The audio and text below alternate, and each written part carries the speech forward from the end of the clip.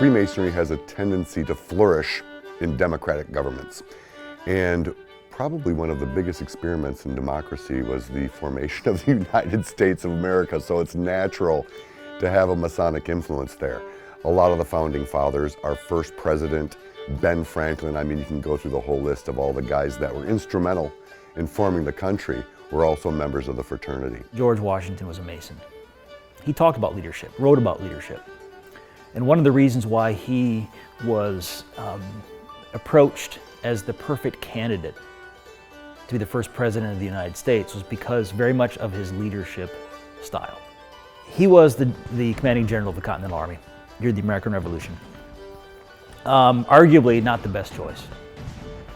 There were other people who had better military credentials, Arthur Lee and others. Other people had served in the British military. Other people had better success in the war, Benedict Arnold being one of them. And a lot of those military leaders would command and dictate and expect obedience. And Washington didn't operate that way. And when the war is tough, they're not getting the supplies they need. They're not winning battles. They're getting sick all the time. They don't have any food. They leave. They desert. This happened frequently. Washington was a good enough leader to understand that the way to solve this problem is not to dictate that they stay, but to meet them halfway and talk with them. The story of Freemasonry in America reads like a romance. It is a moral and human epic. Long before our republic was born, or had been dreamed of, Masonry was busy as one of the builders of the New World. Indeed, the history of the War of the Revolution might easily have been a very different story had not its leaders, including Washington and many of his generals, been united by the unique tie which Masonry knows how to spin and weave between men. James Fairbairn Smith, Grand Lodge historian. When you have men like George Washington and others sitting in lodges with just other farmers or other tinkerers or tradesmen inside of a community, that would have to be a pretty unique organization for that to occur. One of the core principles of Masonry, of course, is equality. And we talk about meeting on the level in lodge, that no man, regardless of his station in life, is above any other brother when sitting in lodge. When you come into a lodge, you're coming into a lodge of a group of people that are coming from very diverse backgrounds.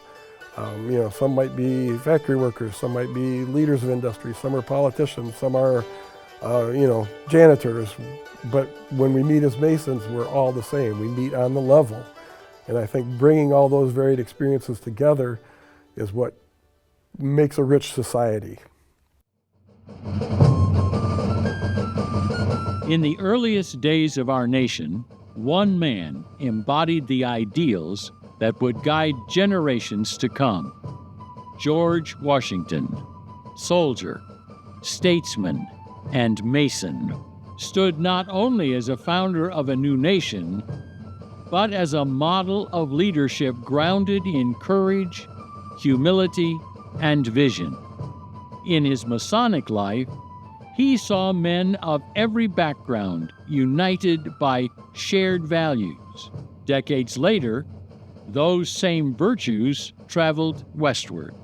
The frontiersmen who came to Michigan carried with them Washington's spirit. They were pioneers, bound by a belief that a better life could be built through working together in small settlements carved from wilderness. They raised homes, schools, and meeting halls. But more than that, they built communities rooted in the same moral compass that had guided Washington himself.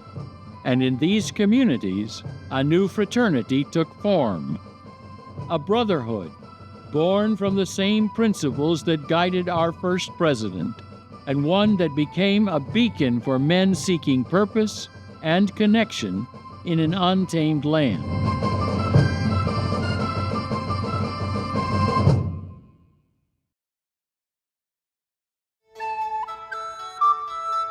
And when Americans start settling in this region, beginning in the 1820s and more ardently in the 1830s. Settlers are coming from New England and New York, and they're coming here to become landowners, to become profitable farmers. They're looking to grow crops for market and so forth. But in all the sources that talk about that story, they all emphasize the importance of community, that you need the help of others. I think they were viewed with what George Washington would call virtue, that you do what's best for the community and not what's best for your own self-interest. That's what a communal organization is all about. 200 years ago, we were moving west and building new cities and everything. People were leaving what they knew and moving into new areas. And I think they were all looking for something together with other good people. I've heard stories that, in a new town, the first thing you built was a church and a school and a Masonic lodge. Over those years from the late 1700s into the early 1800s, if you had a farm, you needed labor to work that farm. That labor could come from your family, so farm families were often quite big. But it often came from hired labor. You got to bring that crop in, and you got to get that crop to market.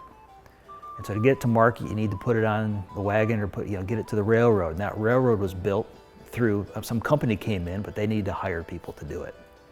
The logging industry relied heavily upon labor, and it relied heavily upon the surrounding infrastructure of the town, not only the mills, but the entertainment districts and the bars and the hotels and the restaurants and everything that would emerge. And eventually, as people settled, the schools and everything. None of that can be created without communal work.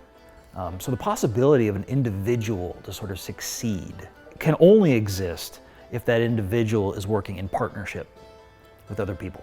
So the economy was one that was really built upon a brotherhood. So it's a really dynamic place with lots of different kinds of people moving in and out, back and forth. And that can be liberating and exciting, but it can also be alienating for individuals who enter this region and don't know anybody. A lot of times you had groups that were, I don't want to say segregated, but they tended to group by where they were coming from. So if they were coming from out east, or if they were immigrants from a particular country, they would tend to stay in these ethnic enclaves. And I think the social groups often allowed them to branch beyond that. We have all these different nationalities coming over to our shores.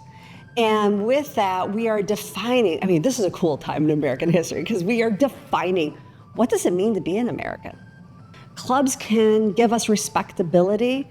They can help us define ourselves. They can be social networking places where you can meet other people. So here are these places where I can feel like an American, and I can help define that tradition of what it means to be an American by bringing my culture. My initial introduction to the craft wasn't the greatest. I was out of state before I came to Michigan and went to go look at Masonry. And when I went there, they introduced me. I got to go to their, I believe it was probably their installation of officers. And after I finished up, met with the junior warden at the time, he's like, I don't really think you're gonna fit in here. And so I stepped away from it. And then when I moved to Michigan, got through graduate school, I wanted to look at something else and be part of a community. So started to rethink Masonry again, but was on the fence. I was a little gun shy. And finally, I had been driving by this building that had this crazy big parking lot and these columns. And I asked one of my coworkers at the time, I was like, what's that building over on Fuller? And he's like, that's a Freemasons building. He's like, well, how do you join it? He's like, well, you just asked. That was it. And from there, I met with Omar. He introduced me to Grand Rapids Lodge, came to a bunch of meetings, dinners, events here. It's like, I think I can see myself here. My introduction to the craft, I think, is interesting and happened at different times. My mother told me that both of my grandfathers had been Masons in Mexico and in the United States.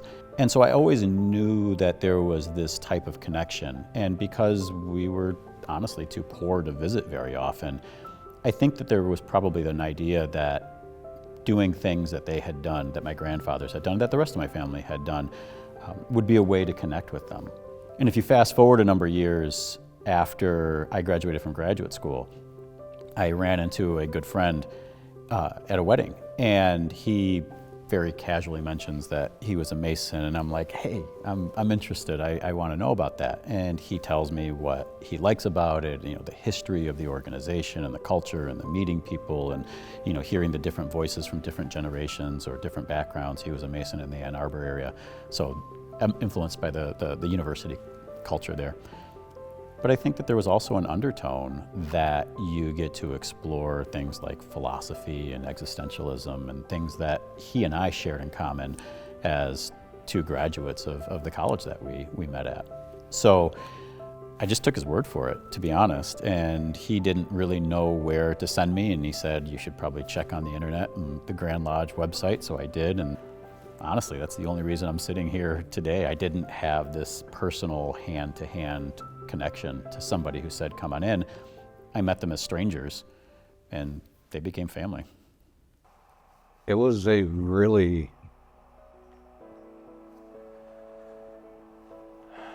crappy place in life. My wife had died 6 years prior. I had hit the bottle and drugs and joined a motorcycle club. I didn't think I was going to make it, you know, and it was some friends of mine and my family that helped get me straight. And my mom asked me one day, she says, why did you join the motorcycle club and not Freemasons? Didn't even know they still existed. So I did some research, and I was working at Michigan International Speedway for one of the NASCAR races. The guy I was working with had a Knights Templar tattoo on his arm, and we were talking, and he was going to get me hooked up with the local lodge where I was at. And I said, no, don't bother. I'm getting ready to move to Owasso. I said, I'll just wait till I get there. And I moved to Owasso, didn't know anybody, didn't even have employment, you know. I sent out a message to the Grand Lodge, and they hooked me up with Owasso Lodge. They contacted me, went and did a couple of interviews, and well, next thing you know, I'm here, you know, and it completely turned my life around. Changing the fortunes of one's life. The thread connecting every settler looking to better themselves in the newly developing Michigan territory. These first explorers came despite the harsh winters, despite the lack of resources, and without any knowledge of what was to come, because they believed in themselves and what could be. And when those first pioneers, farmers, and fur traders needed a leader to govern the new Michigan territory, one name was immediately recognized for these qualities: Lewis Cass. As a Mason, Cass was already selected as the Grand Master for the Grand Lodge of Ohio in 1810. And over the next 18 years, he organized local governments, promoted settlements, and brought cooperation between the natives, merchants, and explorers that made up the Michigan territory, forging the path for Michigan to achieve statehood. But before Michigan's ascent into statehood, one organization was already building its legacy on the shores of the Detroit River.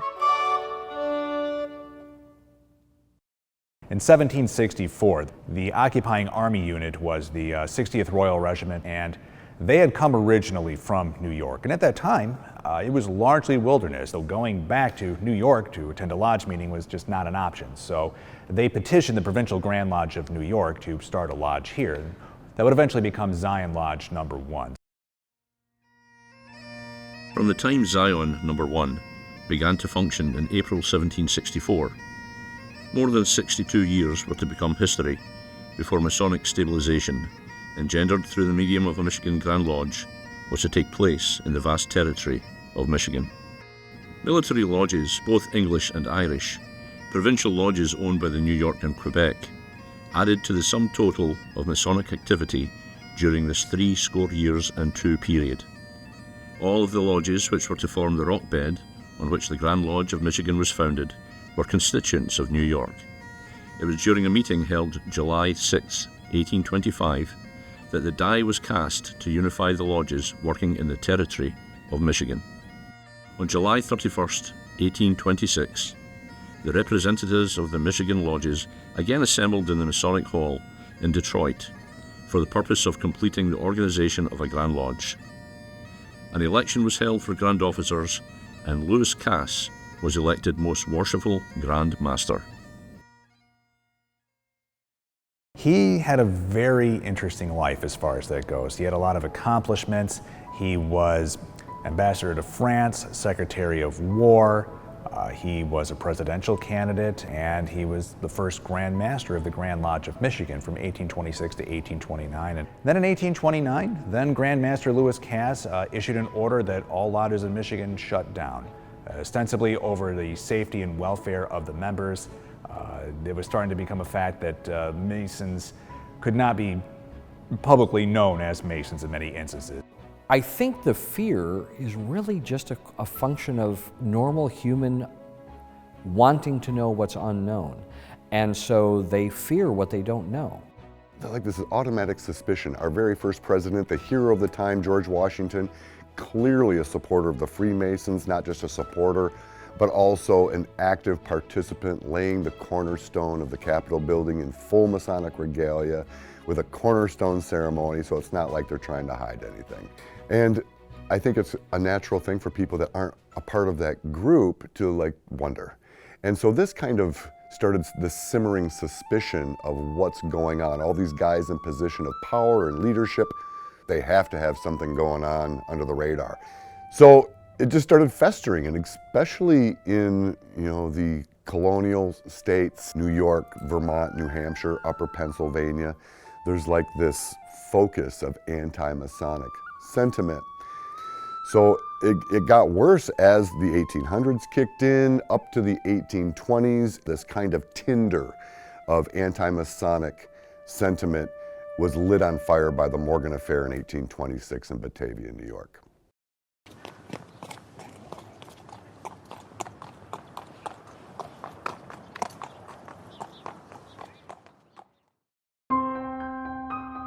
As early as the 1720s, there were already exposure documents, people trying to expose what they felt were Masonic secrets. So there was a lot of pamphlets and books already out by the time the Morgan Affair hit. So William Morgan comes over from Canada, claims to be a Freemason, gets into Batavia Lodge, and at this time exposure documents are already out there. So his character was kind of called into question very early on. The Brothers of Batavia were like, this guy doesn't act like a Mason. He's basically being everything contrary to a Freemason. So they're going to try to establish a Royal Arch chapter there in Batavia. So William Morgan petitions. And they've already got his number by then. So he gets rejected, and that did not make him very happy at all. So he proceeds to hook up with a printer, and he wants to print up an exposure document showing the Masonic secrets, which kind of lends to the idea that this guy wasn't of the highest character to begin with, just that kind of reaction. And he was arrested for what some people thought were trumped up charges for very small debts. But he's probably arrested by a Masonic sheriff, or a sheriff who's a Freemason. He's probably about to go in front of a judge, in front of someone who is very likely a Freemason. Except before they can do that, his debts are paid off by some brothers from Batavia Lodge, which sounds very brotherly, except for the fact that after they pay off his debts, they escort him out of the jailhouse into a carriage, and he's never seen again. So the people who are already suspicious of Freemasons think that those brothers from Batavia killed him. The truth of the matter is those brothers pled guilty to kidnapping, but they were adamant that they left him alive. They said they might have roughed him up a little bit and left him at Fort Niagara on the shore of Lake Erie, but basically said, go back to Canada. we don't want you to come back here. We don't really know what happened to William Morgan. A body was never found. But the people who were suspicious of Freemasonry said we don't need a body. The Freemasons killed them, and this is just an example of how much power and how malicious their influence in our community is. So this whole anti-Masonic movement explodes, starting with the Morgan Affair in 1826, and basically evolving into literally an anti-Masonic party. It's a political party called the Anti-Masonic Party. What's interesting about the Anti-Masonic Party, you're thinking 1832. A lot of stuff is going on in America. A political party's probably going to have some opinion or some platform stance on slavery, statehood, taxation, immigration, you name it, across the board. The Anti-Masonic Party ran on one thing and one thing only: keep Freemasons out of public office. And you would think that that small focus wouldn't have an impact. But during the 1832 election, they actually took the electoral votes for Vermont. They won a state. There are these studies by Stanley Milgram that happened just after World War II, and they're called the obedience studies, and they are absolutely fascinating. But what we know is that it is fairly easy to control human beings to a ridiculous degree with very little effort. And all it takes is some ambiguity and some fear. And so when people were running around trying to win office in the Anti-Masonic Party, they were able to be that successful in ways that no other party has, and there have been other third parties. By doing what? By telling people they have something to be afraid of. It was a trying time for Freemasonry. I'm told that Stony Creek Lodge here in Michigan, at their regular meeting night, always had a light in the window for the entire time of the Morgan era. You look at Stony Creek's original petition. Stony Creek petitioned a Grand Lodge. They petitioned the Grand Lodge of New York just prior to the formation of the Grand Lodge of Michigan. Their petition actually has Grand Lodge of New York on there. And the Grand Lodge of New York says, no, a Grand Lodge of Michigan just formed. You guys have to petition them because you're within their geographical territory. And their petition has a cross out of Grand Lodge New York, and they write in Grand Lodge of Michigan. So the Grand Lodge of Michigan goes into suspended animation. Grandmaster Lewis Cass gets together with the other Grand Lodge members, and they say, we're going to stop Masonic activity into the Grand Lodge of Michigan until further notice because of this anti-Masonic sentiment that's floating around. They weren't really sure if it was safe to be a Freemason even in the Michigan territory. Maybe what kept it going is that there were so many prominent people who were Masons. Many of the original signers of the Declaration of Independence were Masons. And I think a reasonable person would look back at that and say, wait a minute, maybe this incident happened and maybe there were some really bad things going on then. But Freemasonry itself is not a bad organization and wanted to be a part of it. But the simple truth is there's a span of time, a little over a decade, where there was no official Grand Lodge in the Michigan territory. And when the lodges decided in the early 1840s that that anti-Masonic climate had simmered down enough to reorganize, there was some issues with like Masonic jurisprudence. We have what was known as the Baltimore Convention in 1843, where various jurisdictions all throughout the country met in Baltimore. This is right after the end of the Morgan Affair. A lot of the anti-Masonic feeling in the country had finally subsided. Michigan was denied admission because they were ruled that the effort to restart a Grand Lodge in Michigan was being done improperly. They weren't dotting the right I's, they weren't crossing the right T's. So Michigan was denied entry at the door at that. So it wasn't until 1844 they were finally able to get things to the point where they could restart the Grand Lodge of Michigan. And then finally in 1845 that became official. It took several years for many Grand Lodges to get restarted. I mean, you're talking a good 10, 12, 14 years before we really started going again. And we kind of changed who we were a little bit. You know, we became more philanthropic. We were always philanthropic, but we became even more philanthropic.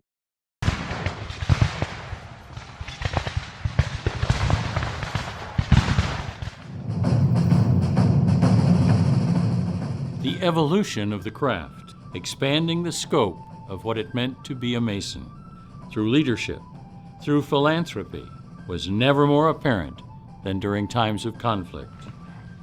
As the country and Michigan entered its greatest conflict, the Civil War. These challenges helped define what it was to be a Mason, to be a leader, to be charitable. The leadership qualities that had defined the first Masons settling in Michigan would never be more apparent than on the battlefield, but never more personified than in the compassion shown for the survivors the war had forever changed. Before the Civil War, we were the United States, but we were more like a union. And we didn't think of ourselves as the United States is. We were the United States are. Back then, 1826, early 1800s, even up till the Civil War, people thought of themselves as citizens of their states. They didn't really think of themselves as citizens of the United States. They were like a citizen of Virginia. They were a Virginian that was also a citizen of the United States. But that's really why a lot of the guys split off into the Civil War, because they thought of themselves as Virginians. Horace S. Roberts was born in Rochester, New York on March the 21st, 1828. He was initiated in Lansing Lodge number 33 and raised August 4th, 1849. He transferred to the Union Lodge of SO number 3 on March the 29th, 1852. At the election of officers at the close of that year, he was chosen Worshipful Master, a position which he held most ably for the next 6 years at the session of the Grand Lodge, and in 1861 was elected Grand Master. Soon after being installed into that high office, he entered upon his military career and was not again seen in the councils of his brethren. When Fort Sumter fell in April 1861, he was at once tendered into service to Governor Blair and raised a company of volunteers. This company was known as the Michigan Hussars and formed part of the 1st Michigan Regiment, which started for the front in May 13th, 1861. Roberts helped to reorganize the regiment for a 3-year term, and on April 28, 1862, was made colonel. He commanded his regiment at the Second Battle of Bull Run, and on the 30th of August, 1862, participated in a desperate charge made by his regiment, in which he lost his life.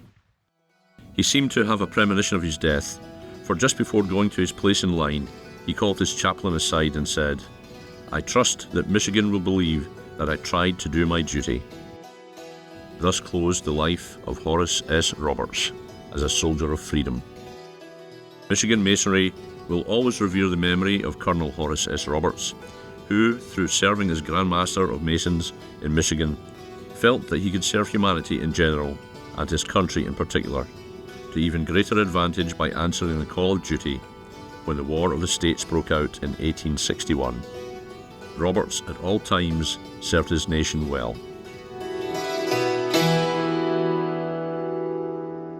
Camaraderie, the brotherhood, knowing that we have each other's back, the rules that we live by, that is all similar to what we swore to live by in the service. You have these huge influxes of membership immediately and then following World War I and World War II and the Civil War. And I think that a lot of it is because men want to have that sense of community, that sense of connection with each other that they just don't find really anywhere else like we do in the Masonic world. Well, I was in service many years ago. When you're in the military, and believe me, you depend on the guy that's in the room with you or next bed to you or whatever to help defend you. And when I look back at what I feel about Freemasonry is, I think the first word that pops up is trust. I trust a Mason instantly when I meet him until he proves that I can't. And I think in society it's the exact reverse of that. you don't trust anyone until they prove you can trust them. And I think people start to understand that about Freemasonry, and they really, especially in the military, you depend on the guy next to you, whether you're in battle or whatever, more than you do in any other part of your life, probably. And I believe that has something to do with them wanting to join Freemasonry, because they understand there is trust there. Men of power inside the military, Nimitz, on and on and on. You know, the men who elevated to the top were invariably members of the fraternity. Certainly MacArthur, Patton. I don't believe Eisenhower was, but Bradley was. So you have men in positions of authority that were members of the fraternity. And I think that the fraternity gives them a different perspective on leadership than they would get otherwise. Masonic leadership is a progressive development. And so is the military. Again, there's a parallel between the two in that respect, that it's a sense of duty. It's something of giving back to those in need. The Civil War was, at the time, it's important to understand that in terms of population, in terms of scale of population, it just had an absolutely devastating effect as far as that goes. And Michigan was a vital part of that war effort. We sent several regiments, several sons of Michigan out to fight those foreign battles and wars, and many of them did come back maimed and crippled and whatnot, so they had to find a way to take care of them. So many, what you had in terms of non-Masonic things, you had sanitariums started, you had medical houses. The state of Michigan had a very large facility at one time that assisted towards that. And obviously, for Masonic purposes, we had the home built as far as that goes. And that led to like the beginning of the first idea of a Masonic home.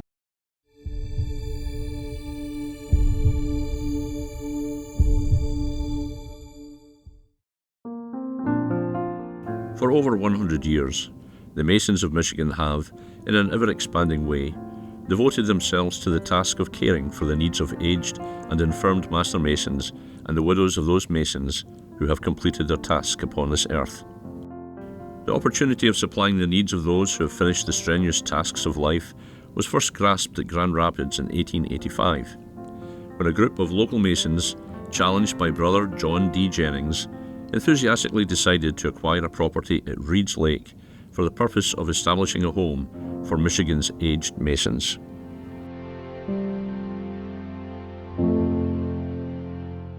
In 1885, they basically started a board for the planning and decided to, one of the real go-getters for that was a brother by the name of Jennings. He was from the Grand Rapids area. So that was one of the natural reasons why the first Masonic home was built here in Grand Rapids, was because one of the main supporters of that idea was a Grand Rapids guy. You know, following the Civil War and World War I, World War II, there was a great need for Masons that were in need of great assistance. So the home started out as an idea of saying, this is one of our tenets, we need to take care of each other. And our forefathers then took that idea and they made it a reality. And they didn't just make it a little reality, they made it a first-class reality. And the home that we have there in Alma is a monument to the vision of Masonry and the commitment to take care of each other. We're all about charity, and charity actually begins at home. So I think it was befitting then as now to where you got members that have served the craft for 30, 40, 50 years, and now in their older years, they need somewhere to go, they need some help a lot of times, and they've helped so many people over the years. And I think that the home gives them that place to go, the fact that members, even if their money runs out, their care doesn't. One of the obligations that we take as Master Masons is to take care of each other. And so I think it's just a natural progression that if a brother needs help later on in life and they can't afford to live on their own, that we help. That's what we promised we would do. And it's the same with their widows. We promised we'd take care of their widows if something happened to them. And that's a way for us to do that. I feel like the Masonic home 100 years ago and today it's just a very big deal. We talk about brotherly love, relief, and truth, and so that's what the home brings. The first home was destroyed by fire in 1910, and the Board of Control accepted free and clear of debt the gift of a large and commodious building with its furnishings and grounds, known as the Wright Sanatorium in Alma. This new home would soon become insufficient, and in 1929, the Masons of Michigan purchased from Ammi Wright for the sum of $1, 115 acres located at the northern extremity of the city of Alma. Here, at a total cost of nearly $1 million, the Masons of this great state built and dedicated a new and beautiful Masonic home.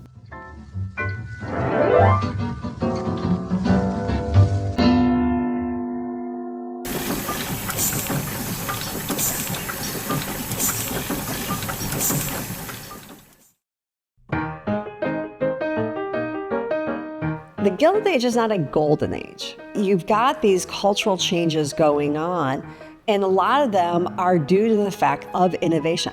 We have an industrial revolution. Necessity breeds innovation. And so all of a sudden, cities are popping up with huge populations. You have a huge expansion of industrial power, people leaving the farms, moving into the cities.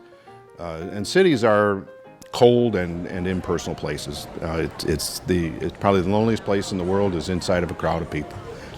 And so you have Masonic lodges that after World War I through the 20s into the 30s grew geometrically. It was in Michigan, it was 1 in 4 men were members of some organization, 1 in 7 were members of the Masonic fraternity. You had a lot of the United States, especially here in Michigan, transfer what was mostly agrarian economy, a more agrarian-focused society, more of a rural society, rapidly industrialized and rapidly become more urban. And Masonry changed to an extent too. A lot of times, especially here in Detroit, as you get into more of like the 19th century, the 20th century, you had a lot of diversity of lodges. When we look at the largest and oldest lodges, particularly that existed in Detroit at the time, their memberships were massive. These lodges had thousands of members each. 2,500 to 4,500 members in most of the lodges in the city of Detroit coming into the 1920s. This is unsustainable among a craft that's intended to be relatively small. You can imagine the cultural changes, right? They need things. They need to build higher because, 6 stories is not going to be enough. Technological innovation changes American culture. You have an entire culture changed by immigrants. And so we're defining, what does it mean to be American? That is where it's golden, right? That is where we do see some of the new things of the Industrial Revolution that are great. I've had many conversations with brothers that I wouldn't have known if it wasn't for Freemasonry. And they come from a completely different background than I did. Maybe it's a different race, maybe it's a different religion, maybe it's a different country. And so I've had the opportunity to sit down and talk to them and say, what was it like growing up in Romania? What was it like growing up in Russia? What was it like growing up in the ghetto? I begin to appreciate the experiences that other people had by sitting down and talking to them and getting to know them, but you're doing it as brothers. I think that Freemasons are kind of positioned to still, to this day, is explore those ideas of cohesiveness, finding those ways to get together as different people. It's always been that way. It always will be. But almost anybody that doesn't want people getting together to work for a greater good is going to want to separate Freemasons. They're going to divide and conquer is kind of like the work of the day, the mode of the day for some organizations, for some governments. That's why Freemasonry does not thrive in totalitarian governments or governments that are theocracies, because Freemasonry nurtures free thinking. It nurtures, and part of free thinking is diverse ideas. So you don't want a bunch of people thinking about what's the best way to improve the world, because they're afraid that what the Masons are going to come up with is, well, let's start with getting rid of that guy, or let's start with getting rid of this system of government. Let's try something new and try something different and experimental. It's one of the reasons that we were so active in the formation of the United States, is that this was a grand experiment in democracy. But really we are about progress and innovation and trying to do things better. And that includes technology, and it includes new ideas and new social awarenesses. Grand Lodge of Michigan has members of all races and colors, and I think that that is very, very important, and it's something that shows who we are and how we have evolved. The tapestry of Masonry is of the utmost importance to me, and I've been involved with things like the diversity committee within the fraternity through different Grand Masters who have, really spearheaded those initiatives. But the truth of the matter is that if the grand architect of the universe created everyone, then everyone deserves respect. In every era of progress, the strongest leaders have come from the widest range of places. Industries rise not because of a single viewpoint, but because of a diverse tapestry of people, each bringing different experiences, skills, and ways of seeing the world, from manufacturing floors to boardrooms. Innovation is sparked when perspectives intersect. A leader shaped by an agricultural community thinks differently than one raised in a bustling city. This is the true engine of leadership and the hallmark of Michigan Masonry.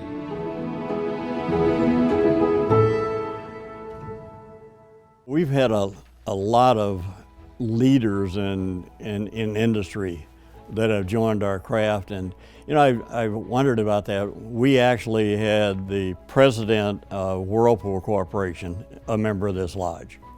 Those people have so much pressure on them in their business.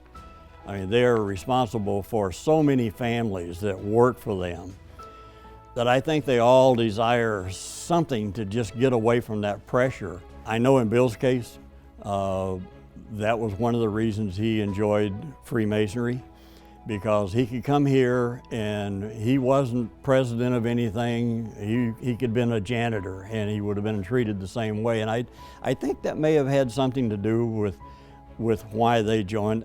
Herbert Dow, forming the Dow Chemical Company up in Midland, I mean, probably one of the largest chemical companies to this day in the world.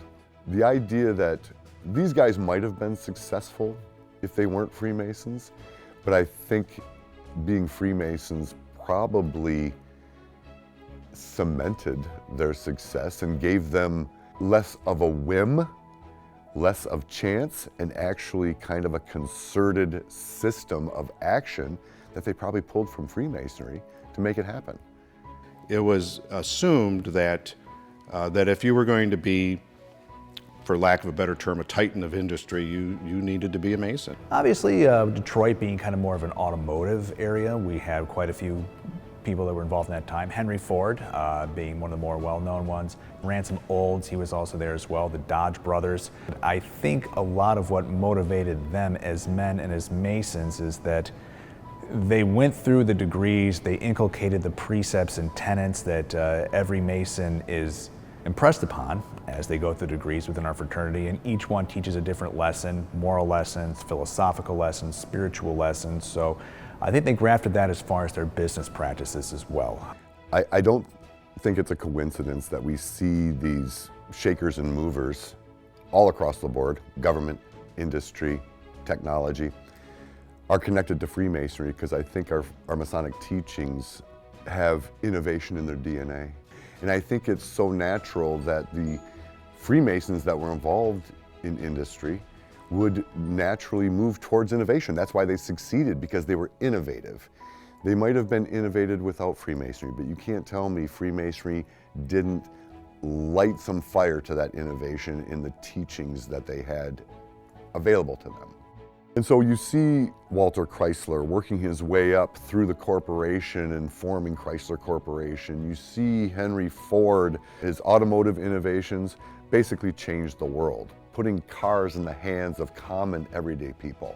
It's hard to see, and I kind of get some of the conspiracy theorists because Freemasons have influenced the world in so many ways, but I don't think we can help doing it. That's what we're driven to, that's what we're trained to do.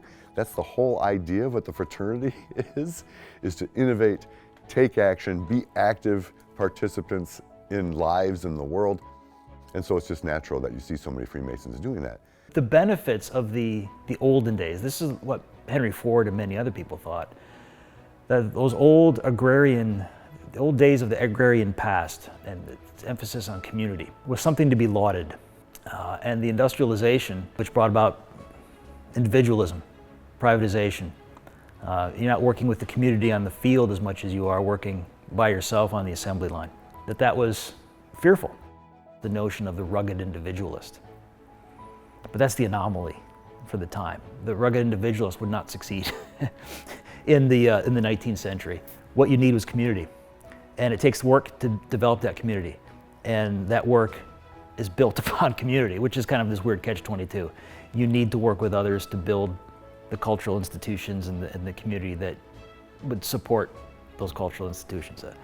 So I think the cultural identity that develops over the 19th century is not one that's built on individualism. It's one built on sort of understanding how to work with others. It's a trait that I think we can look across even modern Masons, is we invest in our communities. And these guys, these lumber barons and these copper barons, the iron mining and all these interests that built the UP, that built our state, these men gave back to their communities far greater than any other, because they had successful industries and businesses, but they gave that money back to the communities. Community has always been important to me.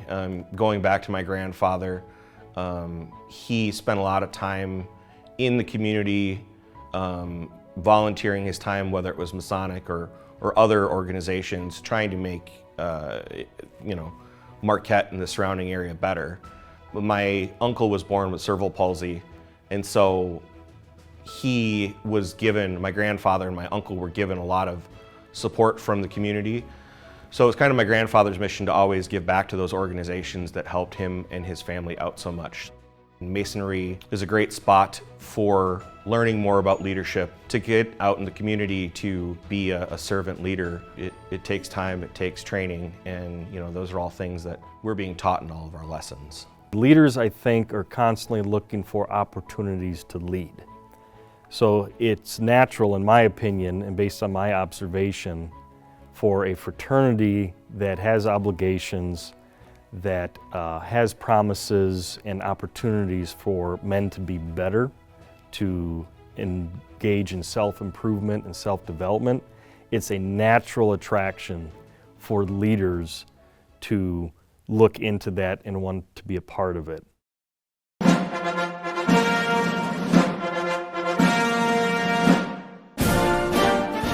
After nearly 200 years of national history, Gerald Rudolph Ford Jr. became the first Michigan Mason to become President of the United States. He is the 38th to hold this most important of all offices, and the 14th Mason to become the Chief Executive of the United States. Michigan Masons know our President to be a most courageous, resourceful, and inventive man, who already has proven himself in the fields of world statesmanship and national politics. Not since the days of Territorial Governor Lewis Cass has there been so much excitement over the possibility of Michigan, at long last, having a representative in the top echelon of the administrative branch of the United States government. Any number of our state senators, our national senators, a large portion, our governors, a large portion of them have been Freemasons. A portion or a percentage larger than what the general population is Freemasons. When you get to civil service or leadership, you're always going to find a larger percentage of them being Freemasons.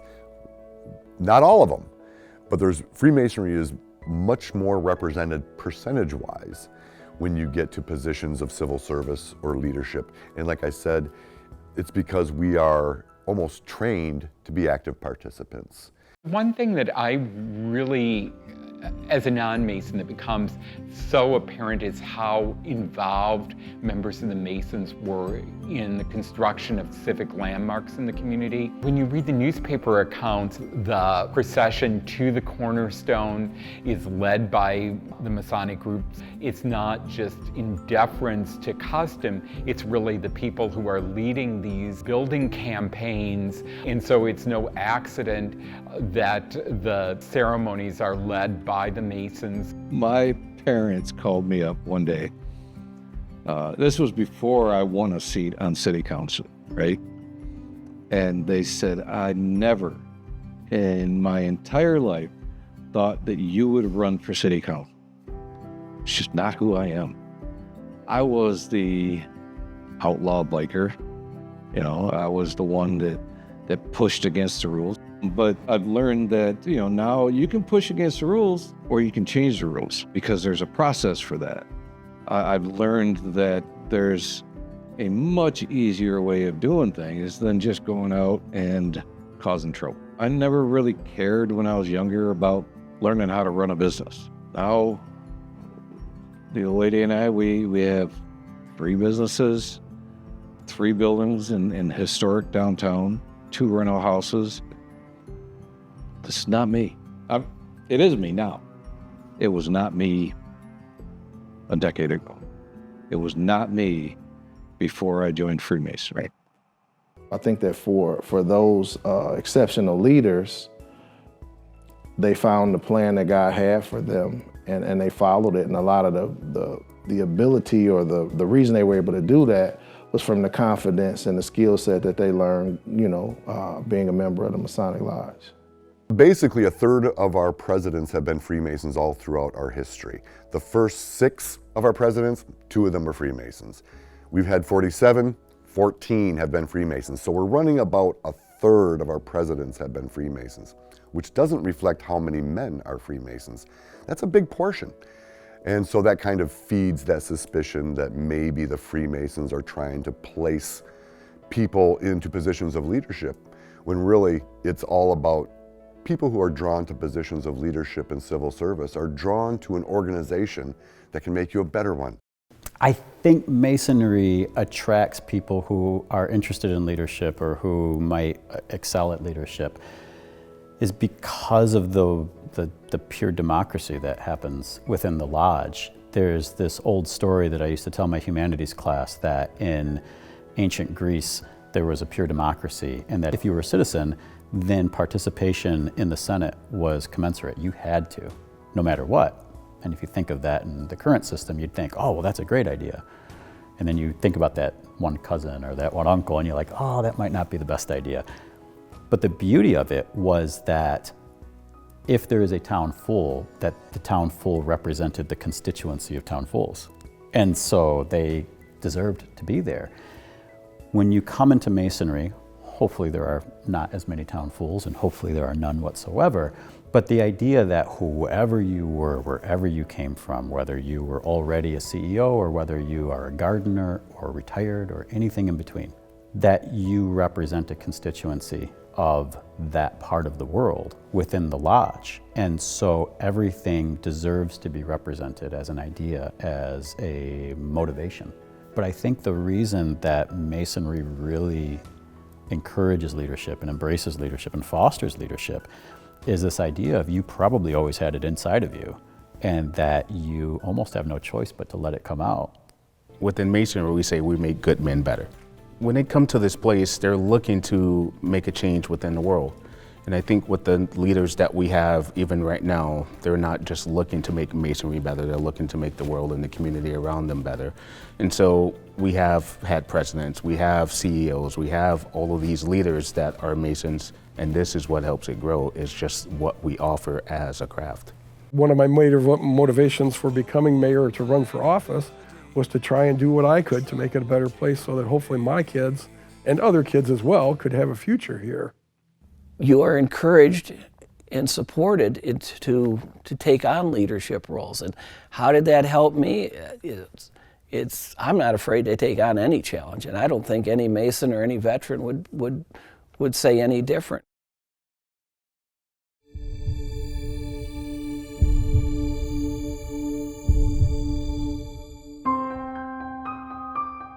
Obviously, the fraternity has declined for pretty much almost 70 years now. We've been on a pretty steady decline, as have all organizations, not just Freemasonry. I think in our case, we're lucky that we're still as big as we are because we were so big to start with. You know, there were 4 or 5 million Masons in the United States, and now we're down to 1 million, which is still a big number, but when you were 4 or 5 million, it's a pretty big decline. I think part of the reason for that is society has changed, and we are not quick to react to things like that. I believe that what started the decline in membership and in Masonry in general is the exposure people have. Years ago, people were kind of limited to their small world in a lot of instances. They had their community, they did everything in their community, and their outlet was the Masonic Lodge. Now, the world is so much broader for everybody. I think the personal distance has impacted everything and everybody. And I think that getting together with brothers has just kind of taken a back seat. Other things that have taken them away from the craft is attributed to just how we communicate now. Like you said, there's television, internet, newspaper, and everybody's world expanded, and I think that the lodge suffered as a result of that. I think one of the challenges that is probably not unique to Masonry, but because of the longevity of Masonry in the world that tends to repeat itself often for us, is this idea of generational divides. I think you hear it all the time, and I remember sitting outside of the building one time and somebody mentioned, oh gosh, I bet the difference between the greatest generation and a Gen X or a millennial or somebody is one of the hardest things for Masonry that it's ever endured. And I said, I think it is probably really hard, and it is for all the reasons that we can identify and we can sit here and talk about. But are you telling me that Revolutionary War veterans didn't have similar divides between themselves and the next generation, that there weren't divides in the Civil War? And we're honestly just talking about the United States at that point. I mean, you talk about worldwide, and there are lots of generational divides between one generation and another. In psychology, we talk a lot about cohort groups. How old were you? What were you doing? How were you impacted when this event happened, when Kennedy was shot, when the Challenger exploded, when 9/11 happened? Everyone's impacted different, and when you bring that different impact, that different worldview, that different ideology to the lodge, and you say, I want to help continuing to make the next 200 years, but I want to do it from this perspective.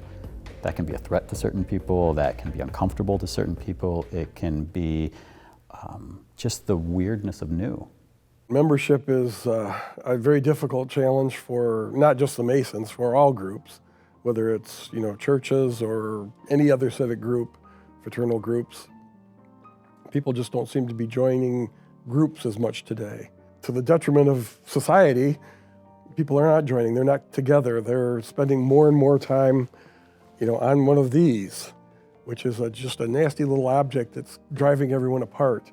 It drives us into our own little wormholes or cubby holes that, it reinforces things that we might believe are conspiracy theories or whatever it is, that it encourages us to be a separate or into a group that's so homogeneous in their thinking that you're not open to new ideas and new experiences. As men and women, we need new experiences. We need to be open to establishing new relationships and doing new things. I think it's going to be very difficult going forward if we close that off. We get to a place where we only know ourselves and we only know the circle around us. And sometimes that circle around us is just so individualized and not even hegemonic into what's going on. It's just as they are. And so if we don't socialize, we don't get to see the world around us. We don't get to meet new people. We don't get to see more diverse ideas and learn about other people, religions, cultures. And so if we don't open up and we don't get to that place, we're going to be lost. And so we miss out on that. I think we need to be in that place where if we don't build on some of that fellowship, even outside of Masonry, if we don't build on some of that fellowship, we're going to be lost in what we do in our world.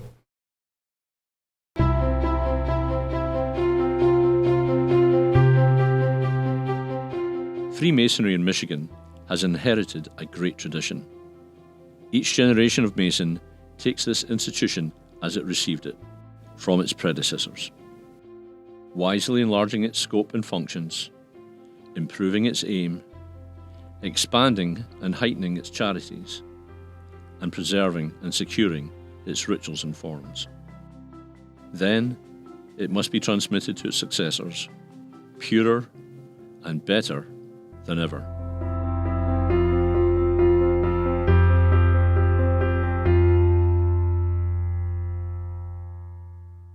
We don't engage the new members quick enough, often enough for them to start to understand Freemasonry the way those of us who have been here 60 years like me understand it. I go because I love Freemasonry, but I don't know that you can teach someone that love unless you have them engaged.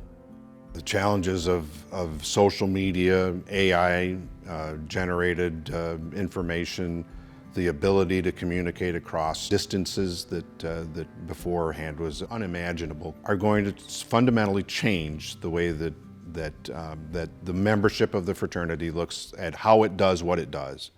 You know, most people, they know about the Masons through Hollywood movies and conspiracy theorists on the YouTube and social media.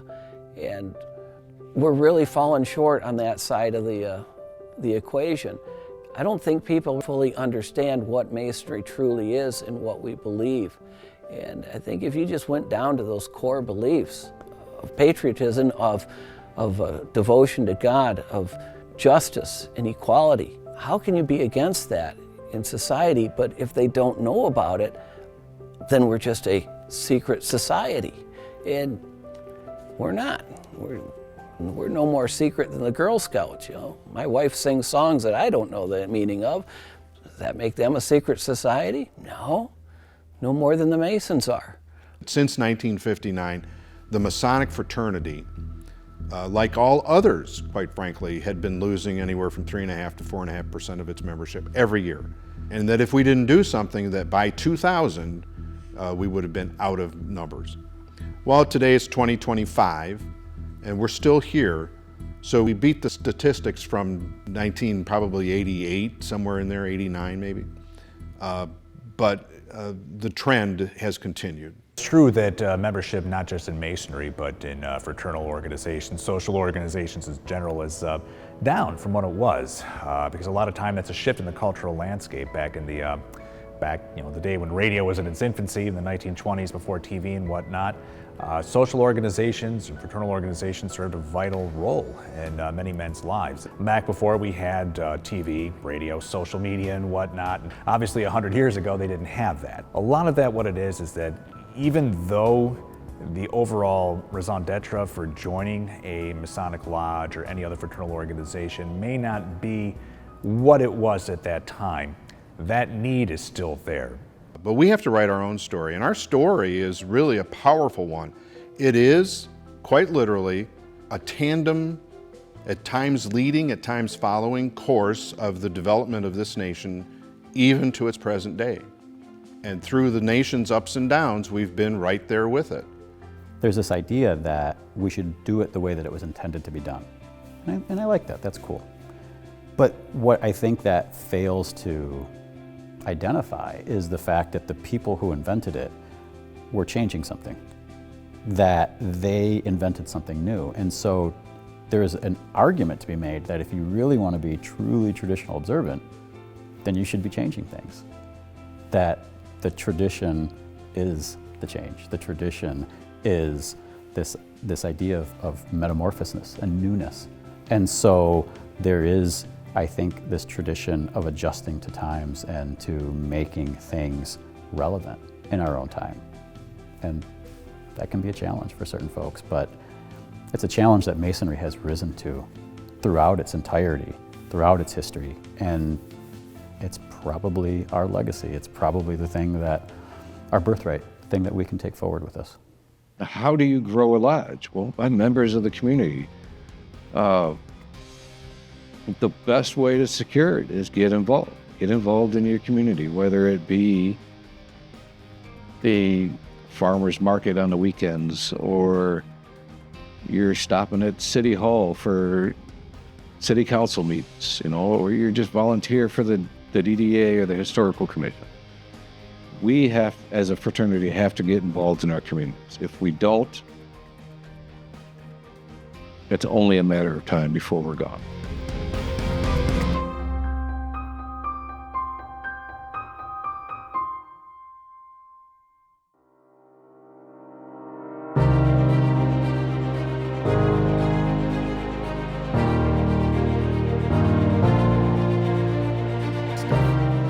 I have never learned anything from being comfortable. And if I surround myself with people who just think like I do, I'm never going to get anything done. I'm never going to grow. Freemasonry is about improvement, making good men better. That better is important. We're trying to become better. So to do that, you have to kind of put yourself in uncomfortable situations, which means you have to interact, not just interact, but you have to develop relationships with people who are different from you and find those things that you do have in common and can agree upon to work for a greater good. And that's what Freemasonry is all about, is kind of combining those individuals, those people that are different, into a bigger, stronger structure. Masonry is unifies society as opposed to dividing it. And I think that's the important part, the lesson that we have to learn or relearn. Because at one time, our society wasn't divided. You didn't have all the media outlets and special interest groups dividing us into different categories, and then the categories that they create. Well, you're this, you can't like him, and so on and so forth. We're a divided society, and we shouldn't be. As Masons, we can serve as the examples of how to get along with everyone and how to reach out and help people. Masonry is that unifying glue that brings us back together. One of the great things about Freemasonry is its timeless quality as far as that goes. It still offers those same things that it offered hundreds of years ago. It offers a place that men can truly be at peace among themselves. You're forming lifelong bonds with those men in the lodge. I mean, you're going to know them for the rest of your lives. So you want to make sure that you feel comfortable where you're at. You want to make sure that this is something where you can truly feel that you have a home, and that's one of the great things. Freemasonry is just such a great organization, and it can be such a life-changing experience for a man, and it can have such positive impacts on the future of our country and our world. I don't want to see it go away. So I want to be one of those people that are out there in front saying, we need to change this. We need to do this the way that it's done in the 21st century. If you think about our world today, we don't have the common groupings that we once did. They just don't exist anymore. We don't bowl together. We don't really golf. Even golf leagues, which once were a staple on golf courses, are going the way of the dodo. Now they have leagues of 2 instead of 4.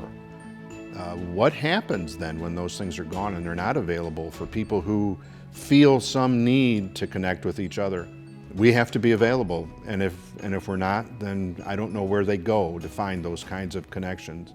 The connections that I have in this fraternity are the most precious piece of my life. They have impacted me beyond words. There's secrets that we have, but then there's the secret that Masonry is not secret, and we need to get to this place where people see that these men that are part of Masonry are here for a reason. They're here to give and here to, show who we are and continue to do that. If we can continue to be that beacon, that place where people want to be, Masonry will continue to grow. The relationships in Masonry have impacted my life in my mind, the most interesting ways. My father-in-law was an auditor for the state of Michigan, so he audited auditors. And he never spent the night away from home.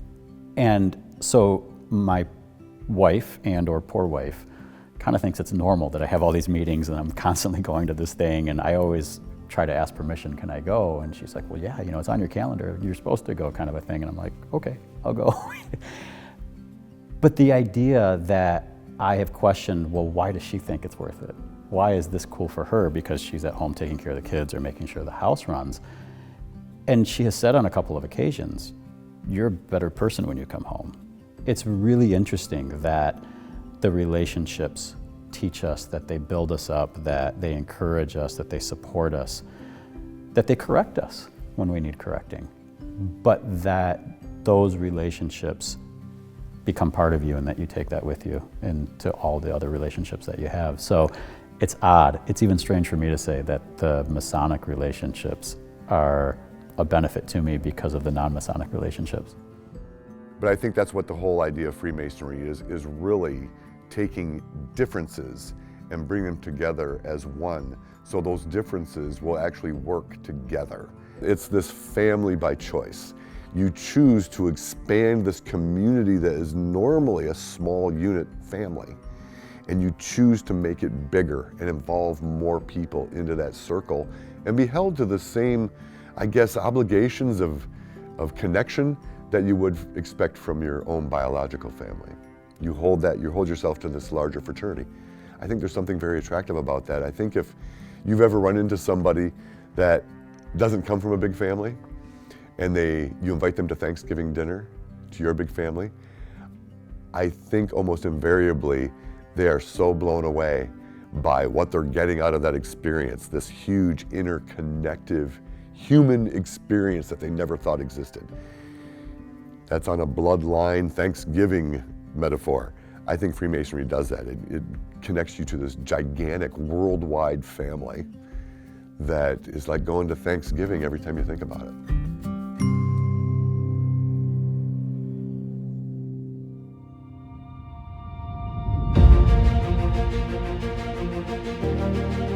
The story of Freemasonry is often told in stone, stitch, and symbol, but its true foundation is family. From the deep philosophical journeys of the Scottish Rite to the unbridled altruism of the Shriners, this extended family, these appendant bodies, have illuminated the light of Masonry immeasurably. Essential to this history are the Michigan Brothers of Prince Hall. Born from the same pursuit of liberty and moral truth, the relationship between our jurisdictions has been a cornerstone for the continued development of the craft. Together, they have modeled a brotherhood that bridges divides, fosters unity, and strengthens bonds. But our familial bonds transcend symbols and ritual. They are forged in the teachings from our sisters in the Order of the Eastern Star, the Brothers of the Royal Arch and Knights Templar, and most critically, in the development of cities and small towns across Michigan. For over 200 years, Masonry has not only built lodges, it has built better men, better families, and better communities. It has changed lives for the better and for all time.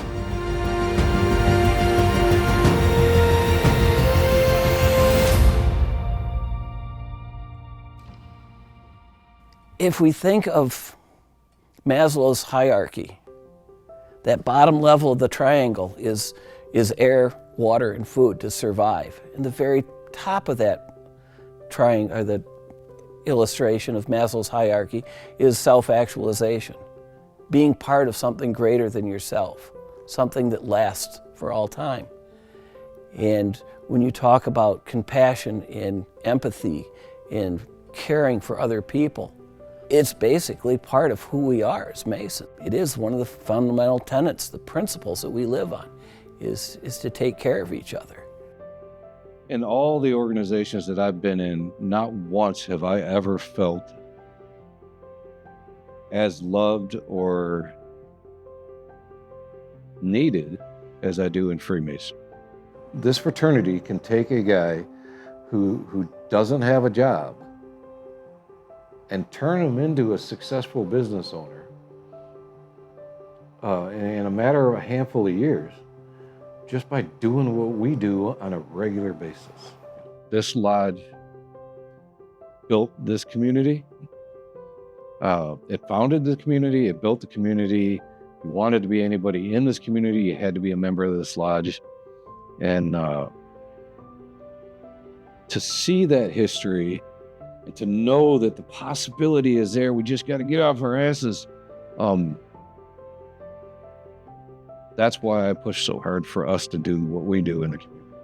I think that it's less likely for people to understand that you can be an individual and part of something bigger at the same time. It's almost as if they feel that individuality excludes you from being part of something else. And it doesn't, as long as you have the right mechanism. Freemasonry is that mechanism that binds those individuals together, and I think it's much more likely that you'll find Freemasons are able to understand that kind of dichotomy between who you are. I am part of something bigger, and I am still an individual. It sounds like a conflict, but it's not. It's brought together as one big momentum. If we are meant to be living stones for this building not made of human hands, as the traditions of Masonry tell us, then we have to have all the different kinds of stones in order for the entire structure to make sense. If all of us were foundation stones, then no one comes to visit because it's not very beautiful, is it? If we're all the statuary of this Gothic structure, then it would fall under its own weight because there are no foundation stones to keep it erect. And so without the different threads, the different colors, the different weaves of the tapestry, then we can't be complete. Do we want to have a society that is built upon, whether it's rugged individualism or charities and philanthropies will care for people? Do we want to create a government that will provide a social safety net and so forth? That's something to be debated, right? But there's never going to be a world in which we don't need philanthropy and a caring for your fellow man, regardless of where you fit on that sort of polemic of what the role of government should be in that situation.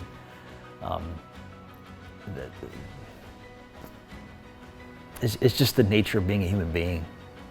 I look and I see the impact of Masonry in my life. I had 2 daughters. Well, they're not going to be Masons, but the men that they married are good, honest, trustworthy, dependable men.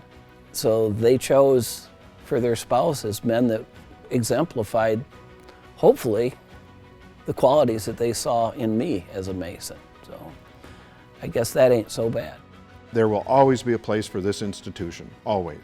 And this institution will take its place amongst the great creative enterprises of world history. It already is, in my estimation, but the world is coming to the point where it needs what we have a lot more so than it might think it does. And I think that when men realize that, and then as they today look out saying, is this all that there is? I want something more. We're the place where you can find that something more. I think that if we could do that, then the world will be a better place because the fraternity became a better place. There never has been, nor is there now, any doubt in the craft's mind that restoration of the public acceptance of the bright image and traditional prestige of Masonry will, in a short space of time, be reinstated and rise to the new heights of influence. And may I end this work by saying, so may it ever be. Pax Vobiscum.